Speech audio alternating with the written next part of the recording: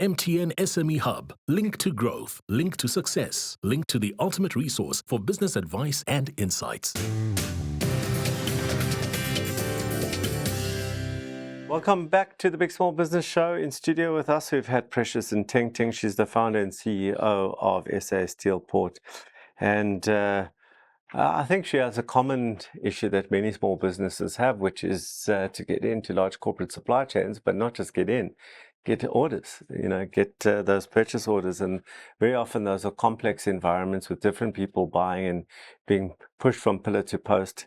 Go there, go everywhere, just don't come to me. It's very hard to build relationships and prove what you can do in that environment. Absolutely. So the first thing that I thought about here is that if I think about what your value proposition is to a large corporate, is you convenience. You're a convenience. So you don't go there and say, I want to sell steel. Okay. Say, I want to be, in other words, I'm not going to compete with the mills. I'm going to actually do two things for you. I'm going to be convenient and I'm going to save you on your cash flow. This means that you don't have to have these big orders where you've got all the steel that is hanging around on your property for long periods of time. And there's a possibility of theft and A, security, and B, there's money tied up in that steel. So the person that would be interested in that is going to be more your FD. Your financial person is going to say, oh, that makes sense to me. I don't want to tie up cash. Your foreman is not going to be worried about cash flow of the mine. They just want the steel convenience. So he's more about convenience. I want it when I want it. Your FD is going to be around the cash flow and the fact and the theft. That's what they're going to be interested in. So you have to have different messages to different people that you're speaking to. And often the FD might have more sway than the foreman, but often the foreman has more sway than the FD, because the foreman's on the ground, the foreman's responsible. And even though hierarchically they are obviously the FD is higher, they don't have the same local power to make the calls, and you don't want to upset this guy, foreman, by going there. So that's tricky. So for me, it's about the ability to do to create proposals. The ability in-house to do proposals and to craft those proposals according to whoever you are committed, whoever is asking you for RFP or is asking you to respond to something. So that means that you have to build up templates, etc., around these proposals that you can send to the various people. But the likelihood is that your foreman is not going to look at a proposal. They're going to give me a price. Okay, no, this is not a proposal. So whereas the quantity surveyor might be more interested in that, price, and the FD's price and also when it's going to arrive.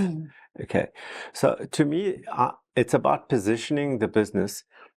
To me, SA Steelport is about convenience and about cash flow.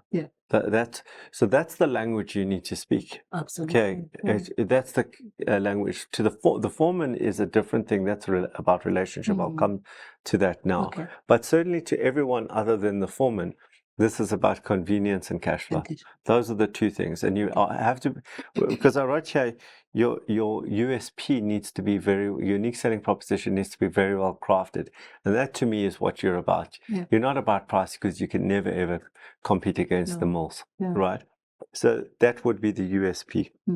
So let's go to the foreman. For the foreman, it would be for me around relationship building. Now, my personal story, when I was in my 20s and I was trained how to sell, and not I'm saying that you can't sell. The person who trained me how to sell sent me out to go and sell shoes to retailers, and they all said no. Every single one of them.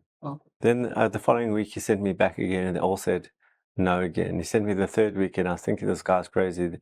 And they said no. The fourth time, nearly everyone bought from me. Yeah. Because Wow. for me, I had persisted, Yeah. and I was there again and again and again. And what they were doing is they were testing how many times, I would come back, which was basically a proxy for the fact that I'm reliable and that I'll do what I'm saying, and that, and that when I went to sell, they didn't treat me that nicely the first time, the second time, or the third time. The fourth time, they treated me nicely.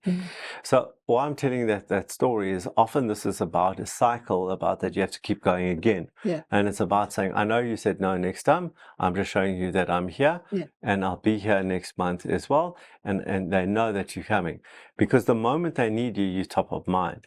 Where you come once and they give you a hard time and you're off again, then you basically, you're not memorable. Yeah. But if you come back and you say, it's me, it's Precious again, I know you said no, I'm just here, I'm not going to bother you, I'm convenient, I'm going to save you cash flow. If you need anything, here's my number. If you lost my card, here it is again. And off you go. You don't waste time. But what you're doing in the background is you've got some sort of CRM system. Yeah. Whether you're doing it manually on an Excel spreadsheet or you're buying a CRM system, it's about building that cycle and going again and again and again. Yeah. Then they know you. That's about reliability. Yeah. Okay. Then the last point that I want to make is about being supplier ready. Often what happens is that the large corporates, they have a perception that they might want to buy from you, and then they'll say, well, where's all your, have you got your COIDA or all your paperwork, your B certificate, all these pieces of paper that they need in order to maintain your vendor status, and then your compliance, and then you don't have it. Not ready, yeah. So my guess is you got this right, but that needs to be it's like a hygiene factor, is that you can't then get the deal and then go, because then you've wasted all that time. Yeah. So a big part of the strategy is not just cycling, once a month through the thing, but making sure always that your paperwork is always 100%. So when the opportunity arises, it's there. So let's summarize. It's about your USP, which is convenience and cash flow. Okay, I'm not talking about retail. I think you've got that done. It's about the cycle, and that CRM is in place of some sort to manage that, and it's about the hygiene of your paperwork, so that when the opportunity arises, that you get in. And I'm afraid there's no other secret to it than that. That's all there is. Absolutely. I hope I've given you something to think about. I hope I've given you things to think about. And always remember, if you think it, write it down and make it a reality.